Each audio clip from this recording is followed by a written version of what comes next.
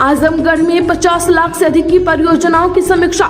जिले के डीएम बोले, निर्धारित समय में काम न पूरा करने पर होगी अनुशासनात्मक कार्यवाही। दरअसल आजमगढ़ के डीएम नवनीत सिंह चहल ने कलेक्ट्रेट सभागार में 50 लाख रुपए से अधिक लागत की निर्माणाधीन परियोजनाओं की समीक्षा की। इस समीक्षा बैठक में मुख्यमंत्री डैशबोर्ड की भी समीक्षा की गई। डीएम ने सभी कार्यदायी संस्थाओं को निर्देशित किया है कि नोडल अधिकारी द्वारा जो भी रिपोर्ट उपलब्ध कराई जाती है, उस रिपोर्ट के आधार पर सत्यापन कराकर निर्माण कार्यों को समय से पूर्ण कराया जाए।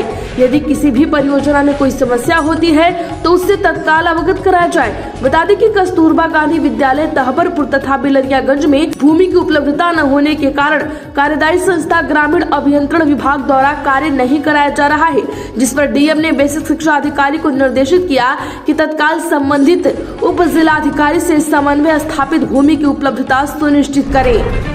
आजमगढ़ में सड़क घटना में एक लोग चल बसे, 3 घायलों का चल रहा इलाज निमंत्रण से लौटते समय हुआ। दरअसल आजमगढ़ जिले के जहानागंज थाना क्षेत्र में कोल्हू कुंवर प्राथमिक स्वास्थ्य केंद्र के सामने 2 बाइकों में आमने सामने की जोरदार टक्कर हो गई। इसमें दोनों बाइक पर बैठे 4 लोग घायल हो गए हैं। इनमें जो घायल हुए हैं इलाज के लिए अस्पताल भेजा गया, जहाँ एक व्यक्ति उसी समय चल बसा, जबकि 3 घायलों का इलाज चल रहा है। मामले की जानकारी मिलने पर मौके पर पहुंची पुलिस मामले की छानबीन में जुटी है।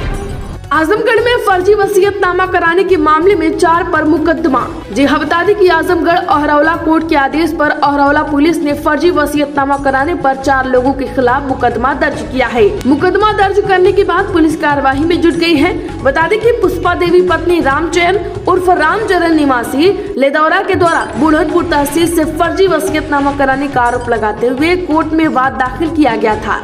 2 साल बाद कोर्ट आदेश पर 4 के खिलाफ मुकदमा दर्ज हुआ है। जानकारी के अनुसार लेदौरा गांव निवासी पुष्पा देवी का आरोप है कि गांव के ही रामरती देवी खुद को कर्मदेव की सगी बहन बताकर फर्जी दस्तावेज की मदद से वसीयतनामा तैयार किया, जबकि कर्मदेव के पास कोई सगी बहन नहीं है। बता दें कि बुढ़नपुर तहसील में तैनात दस्तावेज लेखन विद्यांचल तिवारी, गवाह विष्णु दयाल, मनोज कुमार जो फर्जी दस्तावेज तैयार कर कुछ अन्य लोगों की मदद से 7 मई 2023 में जमीन की फर्जी रजिस्टर वसीयतनामा करा लिया।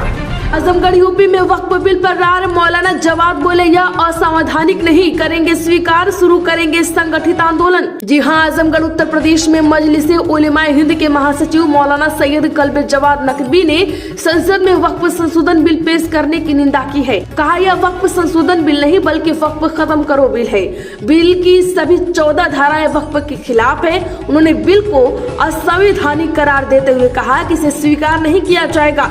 मौलाना जुमा के नमाज के बाद बड़ा इमामबाड़ा स्थित आसिफी मस्जिद के बाहर पत्रकारों को संबोधित कर रहे थे। उन्होंने कहा है कि योगी सरकार वक्फ संपत्तियों पर कब्जा करके सरकारी इस्तेमाल करना चाहती है। उन्होंने संयुक्त संसदीय समिति के व्यवहार को लोकतांत्रिक और असंवैधानिक करार देते हुए कहा कि जगदम्बिका पाल ने संबंधित व्यक्तियों की राय को महत्व दिया और संबंधित व्यक्तियों की राय को हटा दिया। आजमगढ़ में गर्मी से पहले बिजली बेपटरी, कहीं 12 तो कहीं 14 घंटे हो रही आपूर्ति। जी हां, आजमगढ़ में गर्मी शुरू होने से पहले ही जिले की बिजली आपूर्ति व्यवस्था बेपटरी होती जा रही है। सबसे खराब स्थिति ग्रामीण क्षेत्र की है। कहीं 12 तो कहीं 14 घंटा बिजली मिल पा रही है। दिन में अत्यधिक कटौती होने से खेती किसानी पर ज्यादा प्रभाव पड़ रहा है। बता दें कि जनपद में 6 वितरण खंड है। इसमें विभिन्न भार के 6,90,000 उपभोक्ता हैं। शहरी क्षेत्र में 24 और ग्रामीण क्षेत्रों में 18 घंटा बिजली आपूर्ति का विभाग दावा करता है, लेकिन कहीं भी बिजली सही से मिल नहीं पा रही। शहरी क्षेत्र की स्थिति तो ठीक है, लेकिन ग्रामीण क्षेत्रों की काफी खराब है। शेड्यूल के अनुसार बिजली नहीं मिल पा रही है। दिन में अधिक कटौती होने से खेती किसानी के साथ ही व्यापार पर भी असर पड़ रहा है। बता दें कि सगड़ी, अहरौला, बुढ़नपुर, सठिया, जहानागंज आदि ग्रामीण क्षेत्रों का यही हाल है। आजमगढ़ के एआरटीओ परिवर्तन की सराहनीय पहल, अपनी गाड़ी से बच्चों को भेजा घर, बिना रजिस्ट्रेशन की चल रही 7 स्कूली बसों को किया सीज। जी हां, आपको बता दें कि आजमगढ़ जिले के एआरटीओ परिवर्तन अतुल कुमार यादव की सराहनीय पहल का मामला सामने आया है। आजमगढ़ जिले में कई स्कूली बसों और गाड़ियां जो कि बिना फिटनेस और बिना रजिस्ट्रेशन के चल रही है। ऐसे में इन गाड़ियों की जांच शुरू की गई। इसी के तहत लगातार अभियान चलाया जा रहा है। इस अभियान के तहत 7 स्कूली बसों को सीज किया गया। सबसे खास बात यह रही कि बिना नंबर और रजिस्ट्रेशन की बस में सफर करने वाले इन बच्चों को ARTO परिवर्तन अतुल कुमार यादव ने अपनी सरकारी गाड़ी से उनको घर भेजा। दरअसल आजमगढ़ जिले के ARTO परिवर्तन अतुल कुमार यादव ने बताया कि ताबरपुर के इलाके में लगातार बिना फिटनेस और रजिस्ट्रेशन के स्कूली गाड़ियों के चलने की शिकायत मिल रही थी। इसी क्रम में इन गाड़ियों को चेक करने का अभियान चलाया गया। इसके अंतर्गत 7 गाड़ियों को सीज भी किया गया है। आजमगढ़ में प्राइमरी स्कूल के 135 शिक्षक बोर्ड परीक्षा में करेंगे ड्यूटी। जी हाँ, यूपी बोर्ड की हाई स्कूल और इंटरमीडिएट की परीक्षाएं 24 फरवरी से शुरू हो रही हैं। परीक्षाएं सकुशल संपन्न कराने के लिए बेसिक शिक्षा विभाग से भी 135 शिक्षकों की कक्ष निरीक्षक के रूप में केंद्रों पर ड्यूटी लगाई जाएगी। इसके अलावा माध्यमिक विद्यालयों के करीब 2500 शिक्षकों की ड्यूटी लगाई जाएगी। बता दें कि बोर्ड परीक्षा में कुल 3000 कक्ष निरीक्षक ड्यूटी करेंगे। यूपी बोर्ड की परीक्षाएं 12 मार्च तक चलेंगी। परीक्षा को लेकर माध्यमिक शिक्षा विभाग की तरफ से जोर शोर से तैयारी की जा रही है। बता दें कि नकल विहीन परीक्षा कराने के लिए विभाग की तरफ से हर संभव प्रयास किए जा रहे हैं। विभाग की तरफ से करीब 3000 कक्ष निरीक्षकों की ड्यूटी लगाने के लिए बोर्ड को सूचना भेजी गई है। आजमगढ़ में मंडलीय अस्पताल के गोदाम में रखे 22 वेंटिलेटर, इन्हें चलाने वाला स्टाफ ही नहीं। दरअसल कोरोना काल में मंडलीय अस्पताल को 22 वेंटिलेटर उपलब्ध कराए गए ताकि कोरोना और अन्य गंभीर रोगों से पीड़ित मरीजों को इधर उधर भटकना न पड़े। बता दें कि ये मामला बलरामपुर का है। इसके संचालन के लिए स्टाफ नहीं उपलब्ध नहीं कराया गया। इसका परिणाम है कि गोदाम में रखी यह वेंटिलेटर धूल फांक रहे हैं। कोरोना काल में मरीजों की जान बचाने के लिए PM केयर फंड से मंडलीय जिला अस्पताल में 22 वेंटिलेटर मंगाए गए थे। 50 लाख रुपए के ये वेंटिलेटर है। अभी तक इनका संचालन नहीं हो सका और अभी तक ये सिर्फ मॉक ड्रिल के समय ही काम आए हैं। आजमगढ़ में 25,000 रुपए दे दो, मामला हल हो जाएगा। 15,000 कप्तान और 10,000 SO लेंगे। दरअसल आपको बता दें कि पॉक्सो एक्ट के तहत दर्ज मुकदमे में 2 से 3 लाख रुपए लग जाते हैं। आपका मामला है, इसीलिए 25,000 में बात हुई है। इसमें 15,000 रुपए कप्तान और 10,000 रुपए SO लेंगे। आपका पूरा मामला हल हो जाएगा।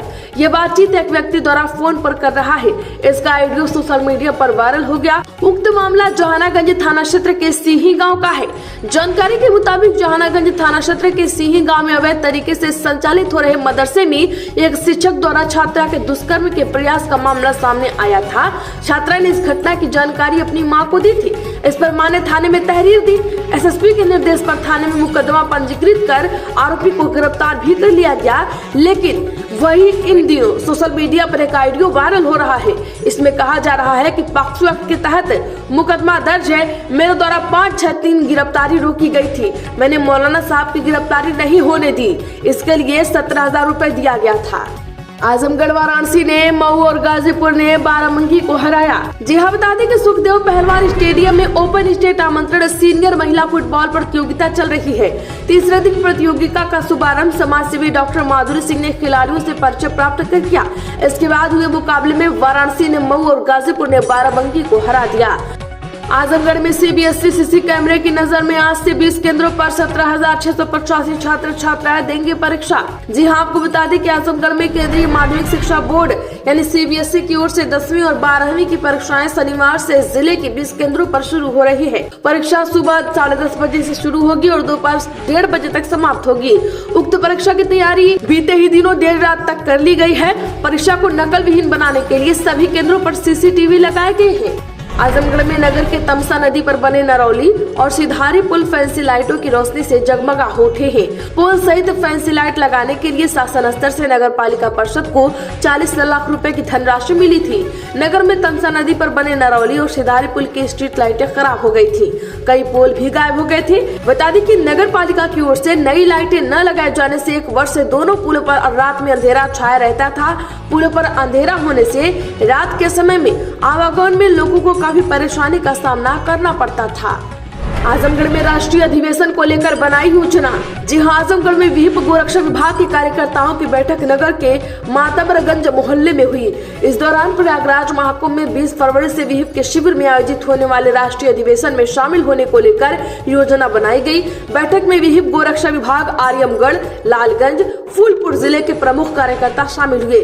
गोरक्षा आंदोलन समिति के प्रांत संयोजक गौरव रघुवंशी ने बताया कि 20 फरवरी को प्रयागराज महाकुंभ के लिए 500 कार्यकर्ता 19 फरवरी को रवाना होंगे। आजमगढ़ में नितिन गडकरी ने यूपी के लिए खोला खजाना, आकाश से देखा कानपुर लखनऊ एक्सप्रेसवे का काम। जी हां, केंद्रीय सड़क परिवहन एवं राजमार्ग मंत्री नितिन गडकरी ने लखनऊ की 1028 करोड़ की परियोजनाओं के लोकार्पण शिलान्यास के बाद विकास नगर मिनी स्टेडियम में आयोजित एक सभा में यूपी के रोड नेटवर्क के लिए खजाना खोल दिया। विकास कार्यों की सराहना करते हुए कहा कि उत्तर प्रदेश अब बीमारू राज्य नहीं रहा। मुख्यमंत्री की सराहना करते हुए कहा कि NHI टोल घोटाला करने वालों की पोल योगी जी ने ही खोली है। केंद्रीय मंत्री ने कहा कि प्रदेश में अब तक 1 करोड़ 25 लाख रुपए की सड़क कार्यों का निर्माण पूरा हो चुका है। 1 लाख करोड़ रुपए की परियोजनाएं निर्माणाधीन है और 1 लाख करोड़ की परियोजनाएं पाइपलाइन में है। आजमगढ़ में राज्य महिला आयोग की सदस्य ने पुलिस लाइन में की जन सुनवाई। जी हां, आजमगढ़ में उत्तर प्रदेश राज्य महिला आयोग की सदस्य डॉक्टर प्रियंका मौर्य द्वारा जनपद आजमगढ़ की पुलिस लाइन सभागार में जन सुनवाई कार्यक्रम का आयोजन किया गया। जन सुनवाई के अंतर्गत कुल 35 प्रकरण प्राप्त हुए।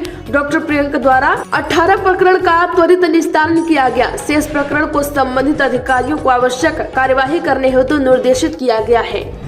आजमगढ़ में संशोधित केंद्र निर्धारण में हुई गड़बड़ी की जांच में DIOS भी मिले दोषी। जी हां, आपको बता दें कि आजमगढ़ में यूपी बोर्ड की हाई स्कूल और इंटरमीडिएट परीक्षा के लिए केंद्र निर्धारण में गड़बड़ी करने का मामला सामने आया है।